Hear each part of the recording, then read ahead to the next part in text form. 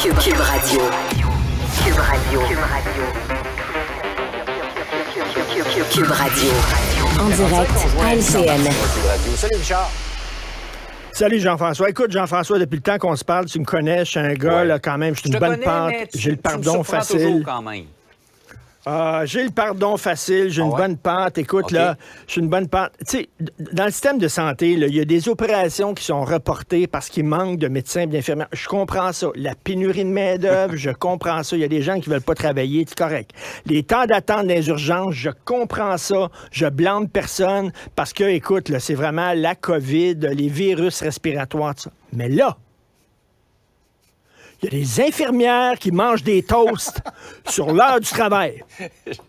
Là, moi, je dis, c'est assez. C'est nos taxes, on vous paye pas pour manger sur l'heure du travail. Je me suis chronométré ce matin quand j'ai mangé ma toast au beurre d'épinot. 1 minute 22 secondes. T'imagines tout ce que cette infirmière-là aurait pu faire en 1 minute 22 secondes? Elle aurait pu laver au moins 50 patients, OK? Elle aurait pu faire ça au moins. Non.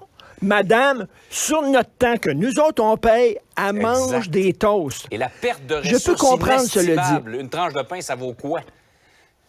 Écoute, mais je peux comprendre, tu sais, parce que la bouffe qu'on sent dans les hôpitaux, menoum. Tu sais, quand tu vois passer ça, là, les cabarets devant toi à longueur de journée, là, la bonne odeur, la bonne bouffe, là, ça doit être difficile de te retenir un peu, là, tu sais, là, du bon manger mou avec de la sauce brune. Moi, voir ça, là, à un moment donné, qu'est-ce que tu veux? Ils sont humains, ils craquent. Exact. Ils mangent, mais bon, Tu as je mis le trouve doigt ça encore une fois, épouvantable. Richard, sur un enjeu Sur le problème. fondamental.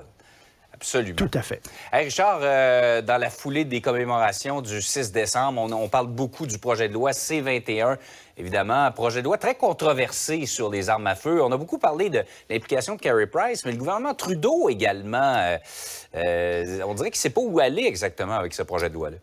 Ben écoute, ils ont fait des consultations, ils ont consulté tout le monde, les chasseurs, etc., ils se sont entendus, puis tout ça. Puis là, juste avant de déposer la loi, comme Mario Dumont l'explique dans sa chronique aujourd'hui, il arrive avec un addendum comme ça, là. Ben, tu sais, un 300 pages qui ont ajouté, là, une liste d'armes à feu qui vont être interdites et des armes qui sont utilisées par des chasseurs. On dirait qu'ils ont mis ça en disant, là, les conservateurs vont coller au plafond en disant ça n'a pas de bon sens. Puis là, eux autres vont avoir l'air fous parce que c'est polytechnique et tout ça. Là, les conservateurs vont passer pour des pro-guns, puis ça va être bon pour le Parti libéral. C'est ce qu'on appelle en anglais du wedge politics, c'est-à-dire de la politique de la division.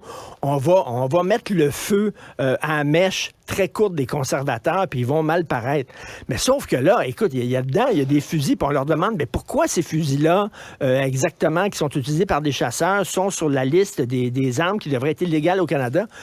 Puis ils n'arrivent pas vraiment à l'expliquer. Ouais. On dirait que c'est basé sur aucune étude, sur aucune donnée.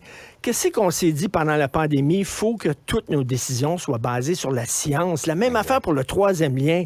On dit, là, au Québec, le troisième lien, ils sont où les études? Avez-vous des études qui affirment qu'on a besoin du troisième lien? Oh, mais il n'y a pas vraiment d'études. On ne sait pas exactement où ils sont. Puis ça. Pouvez-vous, s'il vous plaît, lorsque vous faites des projets de loi, que ça soit basé sur des données probantes, sur des études, sur des statistiques, sur des faits? Là, ils ont sacré toute une liste d'armes à feu comme ça. Mais là, je c'est pense sûr qu'ils commencent que à les se rendre chasseurs vont compte coller qu'ils au en plafond. ont mis beaucoup trop. Ils incluent des armes Ben. qui sont des armes de chasseurs, là, qui ne devraient pas être des armes dangereuses. Là. Ben oui, alors écoute, je m'excuse de la mauvaise métaphore puis le mauvais jeu de mots, mais se sont tirés dans le pied, puis c'est vraiment ça, parce qu'ils ont voulu faire un petit coup de cochon au Parti conservateur, puis ça leur a explosé en pleine face. Donc, Carey Price a eu l'air fou hier, mais aujourd'hui, c'est le gouvernement Trudeau qui a l'air fou, là. Par ailleurs, le gouvernement fédéral a versé c'est 27 milliards de trop en PCU, c'est ça? 27 milliards de dollars. Les installations du stade olympique ont coûté 1,2 milliard.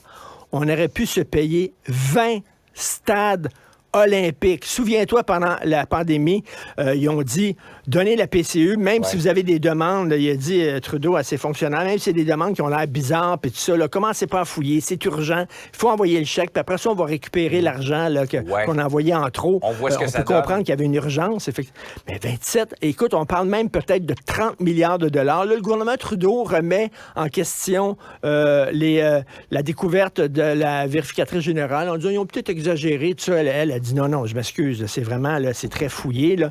Écoute, j'ai une collègue de travail ici. Elle travaillait l'été dans des camps, OK, des camps de jour. Le camp de jour a été fermé à cause de la pandémie. Donc, elle a reçu de la PCU. Et là, en septembre, elle retourne aux études. C'est une fille qui est aux études. Elle retourne aux études. Elle a appelé les gens de la PCU, le gouvernement.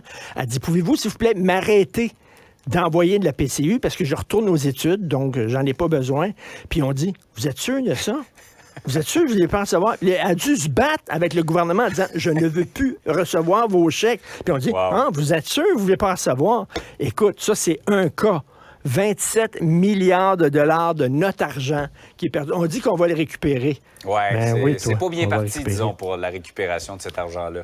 On n'en verra peut-être pas la couleur. Alors, les infirmières, les infirmiers, je sais que c'est difficile quand vous voyez passer ces plateaux-là sur votre nez, le fumet de ça, mais essayez quand même, là, on vous paye pour travailler.